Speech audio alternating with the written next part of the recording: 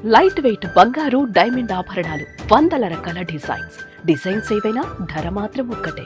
బాలీవుడ్ లో చేసిన ఎలాంటి టెక్నీషియన్ కైనా కానీ సౌత్ లాంగ్వేజ్ లో ఉన్న తమిళ్, కన్నడ, మలయాళం, తెలుగులో ఒక వాల్యూ ఉంటుంది. నిజంగా చెప్పాలంటే వాళ్ళని సపరేట్ గా ట్రీట్ చేస్తారు. అలాంటిది చిన్ని ప్రకాష్ గారికి, రేఖా ప్రకాష్ మాస్టర్కి ఒక శాపంగా మారింది తెలుగులో అని చెప్పుకోవచ్చా? అంత వాల్యూ ఎందుకు ఇవ్వలేదు తెలుగు ఇండస్ట్రీ అనే దానికి ఏం చెప్తారు? మేము టైం ఇవ్వలేదనే చెప్పాలి. ఎందుకంటే మేము బాంబేకి షిఫ్ట్ అయిపోవడం వల్ల మేము తమిళ్లో ఉండేటప్పుడు ఎక్కువ రజనీ గారికి చేసేవాళ్ళం. ఆయన వదిలేసి నేను ఎప్పుడైతే మేము తెలుగుకి వెళ్ళామో ఆయన కోపం వచ్చింది, నన్ను వదిలేసి వెళ్ళిపోతారా అని అడిగారు. ఓకే.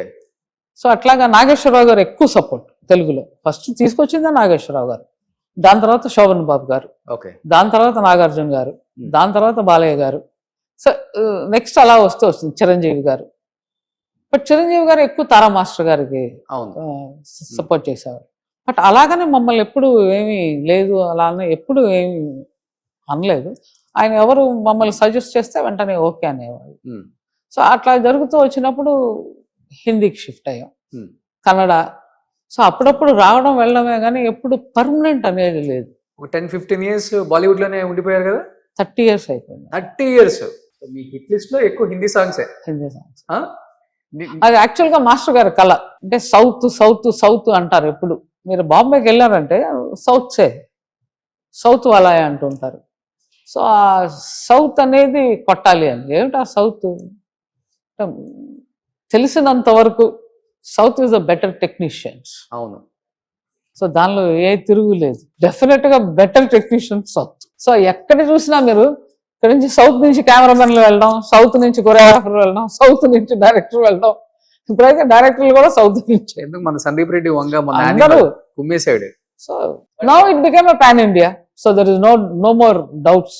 అవును. సో ఇప్పుడు అంత అసలు ప్రాబ్లంలే లేవు, ఎవరు ఎక్కడన్నా చేయొచ్చు.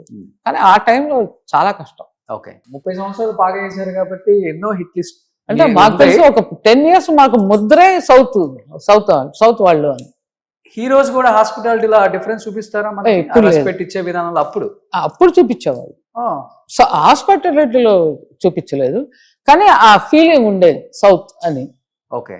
దాని తర్వాత ఇప్పుడు మేము మమ్మల్ని వీళ్ళు నార్త్ అంటున్నారు. అలాంటి పరిస్థితి వచ్చేసి. సో ఈమె నార్త్ కాదు, మన తెలుగు అమ్మాయి అని చెప్పడానికి ఈ ఇంటర్వ్యూ అసలు.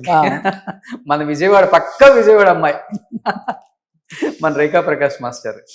విజయవాడలో ఎక్కడ మాస్టర్? సత్యనారాయణపురం వాళ్ళు చూడండి కొంచెం. సో మీకు బాగా బ్రేక్ ఇచ్చిన ఒక టాప్ 5 అంటే ఏమని చెప్తారు హిందీలో సాంగ్స్? బెంచ్ మార్క్ అంటూ ఉంటాం కదా, అంటే పని చేస్తూ ఉంటాం, దానికి ఒక బెంచ్ మార్క్స్ వస్తూ ఉంటాయి. అలాగే హమ్ అనేది ఒక బెంచ్ మార్క్ మాకు, ఖుదా గవా ఒక బెంచ్ మార్కు, అలాగే సాజన్ అనేది ఒక బెంచ్ మార్కు, జిద్ది అనేది ఒక బెంచ్ మార్క్. ఇలా కొన్ని ఎక్స్ట్రాగా క్రాస్ అయిపోతూ ఉంటాయి లెవెల్స్. అంటే సూపర్ డూపర్ హిట్ అంటూ ఉంటారు కదా, అలా వెళ్ళిపోతున్నప్పుడు మనం కొంచెం మనకి లైఫ్ ప్రొలాంగ్ అవుతుంది కొంచెం. ఓకే.